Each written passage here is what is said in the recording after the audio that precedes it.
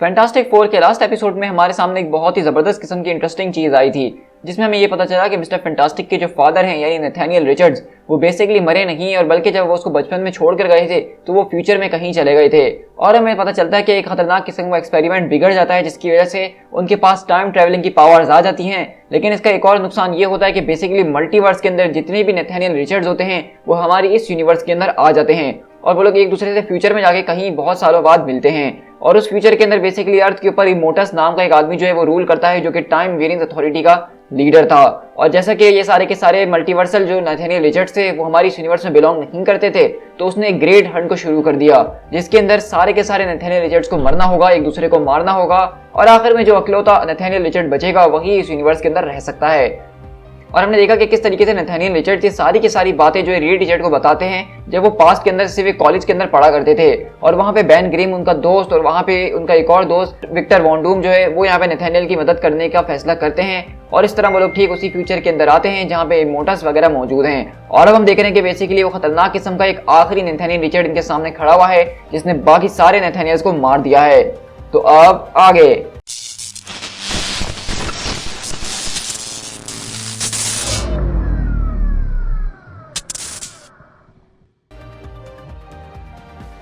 तो हमारी कहानी की शुरुआत बेसिकली उसी नथानियल रिचर्ड्स के साथ होती है और हमें बताया जा रहा होता है कि वो कितना ज्यादा खतरनाक है। The great Hunt after the event, जब सारे के सारे नथानियल रिचर्ड्स जो हैं अक्रॉस द मल्टीवर्स कोलैप्स होकर एक सिंगल टाइमलाइन के अंदर आ गए तो सिर्फ एक को रहने की इजाजत दी गई। उन सारे के सारे नथानियल रिचर्ड्स ने एक दूसरे को मारने का फैसला करा, लेकिन उस पूरी की पूरी गैदरिंग के अंदर एक खतरनाक किस्म का बीस्ट मौजूद था, एक ऐसा खतरनाक इंसान जो कि अपने अलावा किसी को जिंदा नहीं रखना चाहता था। वो हमेशा हंट किया करता था, वो हमेशा उनसे वो सीन लिया करता था जो उनको स्ट्रॉन्ग बनाया करता था। ओवर द टाइम ये पूरा का पूरा नंबर जो कि कभी हजारों में हुआ करता था वो टेंस में आ गया और अब फाइनली हम सिर्फ 2 ही रह चुके हैं। और इसी तरह बेसिकली अब दोबारा प्रेजेंट के अंदर यानी कि फोर्ट्रेस के अंदर शिफ्ट होते हैं, जहां हम देखते हैं कि यही खतरनाक किस्म का नथानियल रिचर्ड जो कि इतना ज्यादा खतरनाक है जिसने बाकी सारे नथानियल्स को मार दिया, पूरी पूरी टाइमलाइन साफ कर दिए। अब वो यहाँ पे रीड रिचर्ड के फादर से मुकाबला कर रहा है और वहीं से वो कहते हैं कि वेल, तो वहीं से दूसरा नथानियल रिचर्ड अपने अंदर से एक वेपन को निकालता है और कहता है to the very end, to the death. और इसी तरह हम देखते हैं कि वहां पे बेसिकली मुकाबला शुरू होता है, लेकिन बैन बोलता है कि परेशान होने की जरूरत नहीं है, इसको मैं संभाल लूंगा। और इसी तरह वो अपने आर्मर के साथ आता है उसके ऊपर अटैक करने के लिए, लेकिन वो उसको एक ही पंच मार के दूर उठा के फेंकते हैं। और इसी तरह नथानियल रिचर्ड्स के पास भी एक जबरदस्त किस्म का एक एडवांस आर्मर हमें नजर आ रहा है, जिसके जरिए वो उसके ऊपर अटैक करना शुरू करते हैं। लेकिन वो कहता है कि मेरे पास तुम्हारे लिए कुछ है, ऐसा कुछ जो कि मैंने हमारे एक दूसरे वर्जन से लिया है, ऐसा कुछ जो हमारे सारे के सारे इवेंट्स को ऑड कर सकता है। और अगली बार हम देखते हैं कि बेसिकली वहां पे एक जबरदस्त किस्म का वो पोर्टल खोलते हैं जहां से हमें कुछ अजीब और गरीब बीइंग्स नजर आ रहे होते हैं जो कि अलग अलग टाइमलाइंस और अलग अलग यूनिवर्सेस के हो सकते हैं। और इसी तरह यहाँ पे एक जबरदस्त किस्म की मुकाबला शुरू होता है। तो इसी तरह नथानियल बोलते हैं कि ये सारा का सारा प्लान हमारा काम नहीं करने वाला है, रीड अपनी जान को बचाओ और इन लड़कों को लेकर यहाँ से फौरन बाहर निकल जाओ। लेकिन हम देखते हैं कि रीड रिचर्ड्स बोलते हैं कि नहीं, ऐसा कुछ भी नहीं होने वाला डैड। और इसी तरह हम देखते हैं कि वो अपनी गन वगैरह की मदद से यहाँ पे मुकाबला करना शुरू करते हैं और कहते हैं हमें लगता है कि हम इसको हैंडल कर सकते हैं। लेकिन वहीं से बैन चिल्लाता है कि रीड, क्या तुम इस छोटे से शख्स को मेरे ऊपर से हटाओगे? क्योंकि हम देखते हैं कि वहां पे एक छोटा सा अजीबोगरीब मॉन्स्टर वो उसके आर्मर के ऊपर चढ़ के उसको बर्बाद कर ही रहा होता है। और यहीं पे विक्टर वॉन डूम जो है वो बाकी के दुश्मनों से अपने तरीकों से मुकाबला कर रहा होता है।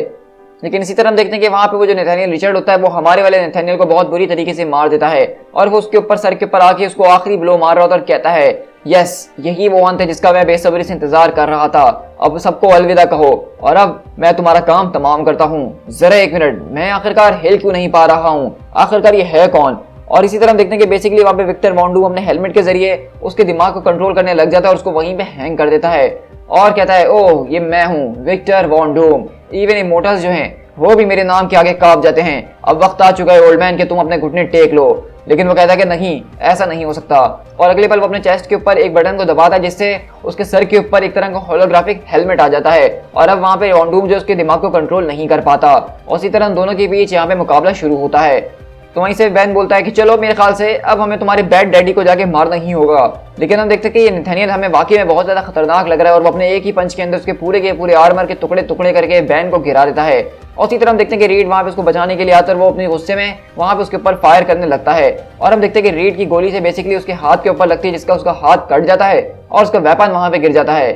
तो वहीं से नथानियल बोलता है कि प्लीज प्लीज रुक जाओ, ओ गॉड सन, तुमने तो मुझे हर्ट कर दिया, प्लीज तुम इस सब को रोक सकते हो मेरे बेटे, मुझे तुम्हारी मदद की जरूरत है, मेरी मदद करो। तो रीड बोलते हैं कि ओ नो, मैंने ये क्या कर दिया। लेकिन इसी तरह हम देखते हैं कि बेसिकली वो यहाँ पे सारा का सारा ड्रामा कर रहा था और अगले पल रीड रिचर्ड को उठा के दूर फेंकता है और कहता है कि फूल। और अब हाँ तो बताओ कि हम कहाँ थे। ओ हाँ, हम मंथ के ऊपर थे ना। तो क्या तुम अपनी जिंदगी के लिए मुझसे भीख नहीं मांगने वाले हो, जिस तरह तुमसे पहले बहुत से लोगों ने मुझसे भीख मांगी है। लेकिन वो नथानिएल वहां पे पड़े होते हैं और कहते हैं कि गो टू हेल। तो वो कहता है कि हाँ मैं तो जाऊंगा जहन्नुम में, लेकिन उससे पहले तुम्हें जाना होगा। लेकिन वहीं से हम देखते हैं कि अचानक पीछे से उसको आवाज आती है कि तुम काफी बोल्ड बातें कर लेते हो एक पुराने और बुढ़े आदमी के होने के बावजूद भी, काफी बोल्ड बातें कर लेते हो जब तुम्हारा मुकाबला यहाँ पे डूम से हो रहा है। और अगले लेवल हम देखते हैं कि बेसिकली डूम उसी का वेपन उठा के उसको जोर से मार के दूर फेंकता है और कहता है कि नथानिएल गेट अप। तो वहीं से वो कहते हैं कि थैंक यू विक्टर। तो वहीं से वो चिल्लाता है आखिरकार तुम उसका शुक्रिया अदा क्यों कर रहे हो, किस चीज के लिए? क्या तुम इस बात को प्रूफ करना चाहते हो कि तुम हम सब में से बेस्ट हो? और तुम क्या यहाँ पे ये प्रूफ करना चाहते हो कि मैं इस सब के वर्थ नहीं था इसलिए मैं यहाँ पे आज हार रहा हूँ? लेकिन तुम जानते हो कि ऐसा कुछ भी नहीं है, मैं ही यहाँ का असली चैंपियन हूँ। तो वहीं से डूम बोलता है कि चलो ये लो, इसको पकड़ो और जीतो, जो तुम यहाँ पे करने के लिए आए थे उसको करो और उसका काम तमाम करो। लेकिन नथानिएल बोलते कि नहीं, मैं ये नहीं कर सकता हूँ। आज से पहले मैंने आज तक किसी को नहीं मारा। जब ये पूरा का पूरा ग्रेट हंट चल रहा था तो मैंने उसके अंदर पार्टिसिपेट भी नहीं करा। मैं तो बस इस सबसे दूर भागना चाहता था और मुझे नहीं लगता कि मैं इसको मार के एक मर्डरर बनना चाहता हूँ, क्योंकि मैं कोई मर्डरर नहीं हूँ। तो डूम बोलता है कि मैं जानता हूँ कि तुम्हारी बातें ठीक हैं, लेकिन तुम इस बात को भी जानते हो कि इसको खत्म करने का सिर्फ यही एक तरीका है, वरना ये हमेशा से इसी तरह चलता रहेगा। लेकिन वहीं से नथानिएल बोलते हैं एकदम खामोश होके कि क्यों ना तुम वो करो जो तुम हमेशा करते हो विक्टर। और इसी तरह देखते हैं कि बेसिकली वहां पे डॉक्टर डूम यानी कि विक्टर आता है और वहां पे आके उस नथानिएल का सर कुचल देता है और कहता है कि मेरे ख्याल से वक्त आ चुका है कि हमें जगह को छोड़ के चले जाना चाहिए। लेकिन मैं इस सबको याद रखना चाहता हूँ रिचर्ड्स, मैं इस सबको याद रखना चाहता हूँ कि आज यहाँ पे क्या हुआ है, मैं इसको भूलना नहीं चाहता हूँ। तुम्हें इस बात को याद रखना होगा रिचर्ड्स कि तुम्हारी जिंदगी को किसने बचाया है, तुम्हारी जिंदगी को आजाद किसने किया है। रिमेंबर डूम। तो उसी तरह हम देख रहे हैं कि बेसिकली यहाँ पे ये पास्ट की स्टोरीज है, हमें यहाँ पे सिर्फ ये एक ही बात बताई गई है कि किस तरीके से नथानिएल रिचर्ड्स जो थे वो क्यों टाइम ट्रैवल करके आगे चले गए थे टाइम के अंदर और क्यों इतने टाइम तक अपने बेटे से मिलने के लिए नहीं आए, और किस तरह से डूम ने जो है वो बेसिकली इन लोगों के ऊपर एक बहुत ही बड़ा कर्ज दिया है। और इसी तरह हम लोग दोबारा यहाँ से जो है शिफ्ट होते हैं उसी यूनिवर्सिटी के अंदर जहाँ पे वो पूछते हैं तो बताओ कैसा है। तो रीड रिचर्ड बताते हैं कि उसकी कुछ जो है पसलियाँ टूट गई हैं लेकिन वो ठीक हो जाएगा। वैसे भी बैन जो है इतनी आसानी से हार मानने वालों में से है नहीं। तो वहीं से वो कहते हैं कि अगर मुझे पता होता, लेकिन तुम्हारा बहुत शुक्रिया बेटा कि तुमने मेरी जान बचाई। तो वहीं से रीड बोलते हैं कि ओ माय गॉड, क्या आप दोबारा मुझे छोड़ के जाने के बारे में तो नहीं सोच रहे? तो नथानिएल बोलता है कि मेरे पास एक कमिटमेंट है, मुझे उसको पूरा करना ही होगा। तो वहीं से रीड रिचर्ड उनसे गले लगते और कहते हैं मैं नहीं चाहता कि आप मुझे छोड़ के दोबारा से जाएं। तो नथानिएल कहते हैं कि हाँ मेरे बेटे, मैं जानता हूँ। तो रीड बोलते हैं इसका मतलब कि जब ये सब कुछ खत्म हो जाएगा, जब आप जीत जाएंगे, जो कुछ भी आप कर रहे हैं, तो आप वापसी लौट कर जरूर आएंगे ना, हम बहुत जल्द एक दूसरे से मिलेंगे ना। तो नथानिएल बोलते हैं कि आई होप सो रीड, मुझे इस बात की पूरी उम्मीद है और उम्मीद हमेशा ही होनी चाहिए। और इसी तरह हम देखते हैं कि नथानिएल यहाँ से दोबारा गायब हो जाते हैं। अब इसी के बाद हम यहाँ से द बैक्स्टर बिल्डिंग के अंदर प्रेजेंट के अंदर शिफ्ट होते हैं। और जैसा कि आपको याद हुआ कि लास्ट एपिसोड्स के अंदर हमने ये देखा था कि वैलेरिया जो है फ्यूचर की, वो यहाँ पे सूजन स्टॉर्म से मिलने के लिए आती है। और इस तरह हम देखते हैं कि वो यहाँ पे उस चाय को एंजॉय कर रही होती है और कहती है ये तो बिल्कुल ज़बरदस्त है, ठीक उसी तरीके से जिस तरह से मुझे याद है। तो वहीं से सूजन बोलती है तो मैं इस बात पे बिलीव कर सकती हूँ कि पिछले कुछ हफ्तों पहले जो एक इंट्रूडर हमारे घर में घुस आया था वो तुम्हारा टाइम ट्रैवलिंग भाई था, यानी कि फ्रैंकलिन रिचर्ड फ्यूचर से। तो वैलेरिया बोलती कि आप बिल्कुल ठीक समझी। तो सूजन पूछती कि क्यों वैलेरिया, आखिरकार तुम दोनों इस तरह से लौट कर वापसी पास के अंदर क्यों आ रहे हो? तो वैलेरिया बोलती कि वेल मदर, आपके प्यारे प्यारे दो बच्चों को फ्यूचर में जाके इस बात का एहसास हुआ है कि जिस तरह से फ्यूचर के अंदर चीजें हुई हैं हम उससे बिल्कुल भी खुश नहीं हैं। फ्रैंकलिन यहाँ पे वापसी इसीलिए आया था ताकि वो आप लोगों को उसके लिए तैयार कर सके, आप लोग को उसकी तैयारी करवा सके जो कि अपकमिंग डेज में आपके सामने आने वाला है। तो सूजन बोलती कि अच्छा, तो तुम बताओ कि तुम यहाँ पे क्या करने के लिए आई हो फिर। और इसी तरह हम लोग यहाँ से उसी कोलैप्सिंग टाइम स्पेस के अंदर शिफ्ट होते हैं जहाँ पे पूरी की पूरी रियलिटी खत्म हो चुकी है। लेकिन अब नथानिएल यहाँ पे जब दोबारा लौट कर आते हैं तो हम देखते हैं कि फ्रैंकलिन ने बेसिकली यहाँ पे पूरी की पूरी दुनिया को बना लिया है। और वहीं से फ्रैंकलिन बोलता है आई अस्यूम कि आप सक्सेसफुल हो ही होंगे। तो वहीं से नथानिएल बोलते हैं कि यस, अब इस पूरी की पूरी यूनिवर्स के अंदर मैं ही अकलौता रीड रिचर्ड मौजूद हूँ जो कि बचा है। तो वहीं से वो बोलता है फ्रैंकलिन कि परफेक्ट, ये तो बहुत ही अच्छी बात है। लेकिन अगले पल हम देखते हैं कि नथानिएल के नीचे की जमीन टूट जाती है और वो गिरने लग जाते हैं और वो कहते हैं कि ये क्या कर रहे हो आखिरकार तुम। तो वहीं से फ्रैंकलिन बोलता है कि अब यही एक चीज बची है जिसको मुझे करना होगा इन सारी की सारी चीजों को मेक सेंस बनाने के लिए। तो नथानिएल बोलते हैं कि फ्रैंकलिन आखिरकार तुम ये सब क्या कर रहे हो, मुझे कुछ समझ में नहीं आ रहा। और हम देखते हैं कि इसी तरह वैलेरिया बोलती है देखिए, मुझे इस तरह से आपको ये सारी की सारी बातें में बिल्कुल भी अच्छा तो नहीं लग रहा है, लेकिन मैं यहाँ पे आपके लिए सिर्फ एक बैड न्यूज़ को लेकर आई हूँ। मैं इस वक्त जो आपको बताने वाली हूँ वो बिल्कुल भी सब्जेक्टिव नहीं है मदर, ये कोई पोटेंशियल कोर्स ऑफ एक्शन नहीं है जो कि शायद आगे जाके हो भी सकता और नहीं भी हो सकता, बल्कि जो मैं आपको बातें बताने वाली हूँ वो ऑलरेडी हो चुका है। मोर इंपॉर्टेंटली अब इसको बदलने के लिए हमारे पास कोई ऐसी चीज़ नहीं है जिसके जरिए हम इसको बदल सकें। तो इसलिए मैं आपसे जो बातें कहने वाली है वही सिर्फ एक चीज़ है जिसके जरिए हम सारी की सारी चीज़ों को ठीक कर सकते हैं। तो ना कि आप मेरी सारी की सारी बातों पर इनकार करें, मैं चाहती हूँ कि आप मेरी सारी की सारी बातों को बहुत ही फोकसली सुनने की कोशिश कीजिए। क्या आप मेरे लिए इतना कर सकती हैं मॉम? तो वहीं से सूजन बोलती कि हाँ बेटा ज़रूर मैं ऐसा कर सकती हूँ। लेकिन इसी तरह वहीं से हम देखते हैं कि नथानियल बोलते हैं कि आखिरकार तुम ये क्या कर रहे हो, मैं अपनी पावर्स को एक्सेस नहीं कर पा रहा हूँ, मैं तो हिल भी नहीं पा रहा हूँ टाइम के अंदर कहीं पे। तो वहीं से फ्रैंकलिन बोलता है रियलिटी वही होती है जिसको मैं बनाता हूँ ग्रैंडफादर, और अभी इस वक्त मैं जो हूँ रियलिटी को इस तरह से मजबूर कर रहा हूँ कि आप अपनी पावर्स को इस्तेमाल नहीं कर सकते हैं और आपका दिमाग उन पावर्स को एक्सेस नहीं कर पा रहा है। तो वहीं से वो बोलते हैं कि मुझे कुछ भी समझ में नहीं आ रहा है, तुम्हारा मकसद क्या है फ्रैंकलिन, तुम ये सब क्यों कर रहे हो? तो वहीं से फ्रैंकलिन बोलता है कि आज बहुत ही इंपॉर्टेंट चीज़ जो है वो मैंने गेन करी है और वैलेरिया और मैं जो है इस पूरी की पूरी चीज़ को वेस्ट नहीं कर सकते हैं। इसी तरह वैलेरिया बताती है कि आफ्टर द लास्ट वॉर पूरी की पूरी रियलिटी जो वो कोलैप्स होकर एक सिंगल टाइम स्ट्रीम के अंदर बदल जाएगी और सारी की सारी यूनिवर्स के अंदर जितनी भी चीज़ें हैं वो सब कुछ खत्म हो जाएगा और कुछ नहीं बचेगा। यहाँ पे सिर्फ एक वाइड स्पेस रह जाएगा जहाँ पे आपका बेटा इंतजार कर रहा होगा एक नया फ्यूचर को बनाने के लिए जिसको वो ओवरटेक कर सके। वहाँ उस पोस्ट कोलैप्स रियलिटी के अंदर वहाँ पे एक एंकर मौजूद होगा जो कि हम बनाएंगे, और जब मैं लौट के वहाँ पे जाऊँगी तो मैं भी अपना वही फंक्शन निभाऊंगी जो कि मुझे वहाँ पे जाके निभाना है। हम दोनों मिलकर वहाँ पे एक नया फ्यूचर बना रहे हैं आप लोगों के सेक्रीफाइस के साथ। मदर, फ्रैंकलिन और मैं जो है बहुत जल्द उस फ्यूचर के अंदर मरने वाले हैं। और इसी तरह देखते हैं कि फ्रैंकलिन बोलता है कि आपको बस इतना करने की ज़रूरत है कि आपको गिरना होगा और आपको उसके रिटर्न में अपनी सारी की सारी पावर्स दोबारा से मिल जाएंगी और आपको फिर पास्ट के अंदर उस जगह पे जाना होगा जहाँ पे आप कभी जम करके नहीं गए हैं। आपको इस पूरे के पूरे नए पास्ट के रिवीजन से पहले जाना होगा, वेव के हिट होने से पहले। तो इसे नथानियल बोलते हैं कि ये काम इस तरह से नहीं करता है। अगर मैं अपने टाइम के अंदर एक फिक्स पॉइंट से जम ना करूं तो मुझे नहीं पता कि मैं कहाँ गिरूंगा और मैं हो सकता है कि हमेशा के लिए गिरता रहूं और कहीं पे कभी लैंड भी ना करूं। मैं टाइम के अंदर लॉस्ट हो सकता हूं। तो वहीं से फ्रैंकलिन बोलता है कि नहीं, मैं जानता हूं कि आप अपना रास्ता जरूर तलाश कर ही लेंगे और वैसे भी मैं अब इसके बारे में आपसे और ज्यादा आर्ग्यू नहीं करने वाला हूं। और अगले पल हम देखते हैं कि फ्रैंकलिन बेसिकली नथानियल को लात मार के वहां पे गिरा रहा होता है, लेकिन नथानियल उसकी टांग को पकड़ लेते हैं और कहते हैं लिसन टू मी, मैं सारी की सारी यूनिवर्स में होने वाला एक अकलौता नथानियल रिचर्ड बचा हूं जो कि मौजूद हो सकता है। और ऐसा भी हो सकता है कि शायद क्योंकि अब मैं अकेलौता बचा हूं तो मैं टाइम और स्पेस के अंदर से इरेज नहीं किया जा सकता हूं, और अगर मैं किसी ना किसी तरीके से सर्वाइव कर लेता हूं उस रिवीजन वेव के अंदर तो उसके बाद क्या? तो वहीं से फ्रैंकलिन बोलता है कि उस बात की कोई गारंटी नहीं है कि उसके बाद कुछ ठीक होगा भी कि नहीं, हम दोनों इस बारे में बहुत अच्छे तरीके से जानते हैं। तो वहीं से नथानियल बोलते हैं कि डैम इट चाइल्ड, मैं तुम्हारे साथ यहाँ पे रहना चाहता हूँ, जो तुम यहाँ पे कर रहे हो मैं उसमें तुम्हारी मदद करना चाहता हूँ, तो आखिरकार तुम मुझसे वो चॉइस क्यों छीन रहे हो? लेकिन इसी तरह हम देखते हैं सूजन वहाँ पे बोलती है कि नहीं नहीं नहीं, मैं इस बात को एक्सेप्ट नहीं कर सकती हूँ, ऐसा नहीं हो सकता।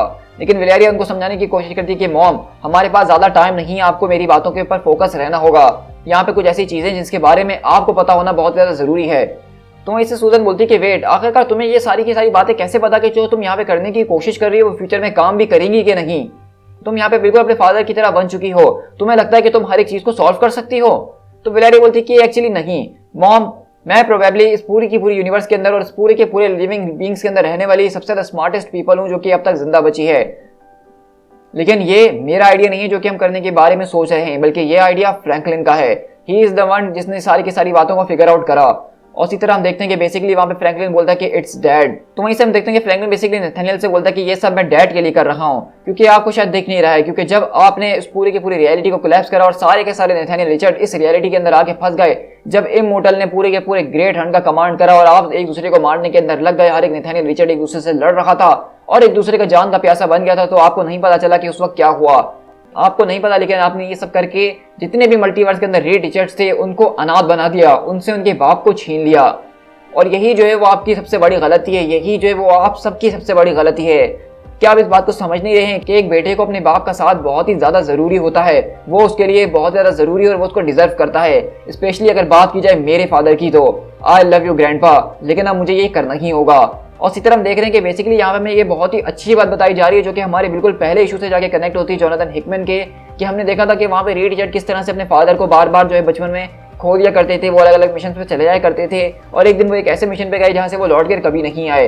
और उसके साथ में यहाँ पे ये पता चला कि बेसिकली नथानियल टाइम के अंदर लॉस्ट हो गए थे और इसके साथ साथ मल्टीवर्स के जितने भी नथानियल रिचर्ड्स थे वो अलग अलग यूनिवर्सेस से होके वो इस यूनिवर्स में आके फंस चुके थे और उनका यहाँ पे ग्रेट हंट चल रहा था। तो देखा जाए तो मल्टीवर्स के अंदर जितने भी रेड रिचर्ड्स हैं उनमें से किसी के भी फादर उनके साथ नहीं थे बचपन में उनका साथ देने के लिए, और यही चीज़ जो है रेड रिचर्ड के कैरेक्टर को थोड़ा सा अलग बनाती है, एक तरह का नेक्सस बीइंग बनाती है। तो यही सारी की सारी चीज़ों को ठीक करने के लिए बेसिकली फ्रैंकलिन नथानियल को ठीक उनकी टाइमलाइन में वापसी भेज रहा है जहाँ से वो लौट कर आए हैं। उसी तरह हम देखते हैं कि वेलेरिया बोलती है कि मॉम अब टाइम हमारा ऑलमोस्ट खत्म हो चुका है। तो सूजन बोलती है कि नहीं, इतनी जल्दी जाने की जरूरत नहीं है, मुझे तो पता है भी नहीं तुमने अभी ठीक तरीके से सब कुछ चल क्या रहा है और तुम आखिरकार ये सब करने की क्या कोशिश कर रही हो। तो वेलेरिया बोलती है कि जो होना था वो हो चुका है और अभी के लिए मैं आपको सिर्फ यही नॉलेज दे सकती हूँ कि बहुत जल्द आपके सामने जो कुछ दिन आने वाले हैं वो बहुत ही ज्यादा डार्क किस्म के होने वाले हैं, dark and full of loss. उसके अंदर आप अपना सब कुछ खो देंगी, आपको ऐसा लगेगा कि आपके पास कुछ भी नहीं है और आप ब्रेक अपार्ट हो रही हैं। आप अंदर से टूट के रह जाएंगे और ऐसा लगेगा कि बस यही अंत है और यही अंत होना चाहिए। आप उस मोमेंट के आगे जीना भी नहीं चाहेंगी। आपको लगेगा कि सब कुछ खत्म हो चुका है और अब कुछ भी ठीक नहीं हो सकता है। लेकिन सिर्फ आपको जो है इन सारी की सारी चीजों को होल्ड टुगेदर करके रखना होगा। आपको अपनी फैमिली को जोड़ के रखना होगा और उनको एक साथ लेके चलना होगा। क्या आप मेरे लिए स्ट्रॉन्ग बन सकती हैं मदर? तो उसी तरह हम देखते हैं कि वेलेरिया बेसिकली यहाँ पे सूजन स्टॉर्म को एक पूरी की पूरी वार्निंग देकर गई है कि फ्यूचर के अंदर क्या हो सकता है और आपको किस तरीके से स्ट्रॉन्ग रहना और पूरी की पूरी फैमिली को लेके चलना होगा। और वो कहती है कि आपको पहले से कहीं ज्यादा स्ट्रॉन्गर बनना होगा जितना आप पहले कभी नहीं बनी है। एक ऐसा मोमेंट आएगा फ्यूचर के अंदर जहां आपको लगेगा कि अब आपको गिव अप कर देना चाहिए, अब लड़ने का कोई फायदा नहीं है, अब लड़के कुछ हासिल नहीं किया जा सकता है। लेकिन आप जब उस पॉइंट के ऊपर पहुंचेंगे, जब आपको ऐसा महसूस होने लगेगा, तो आपको ऊपर आसमान की तरफ देखना है, आपको ऊपर देखना है और आपको याद करना है कि इसके लिए हमने क्या कीमत चुकाई है।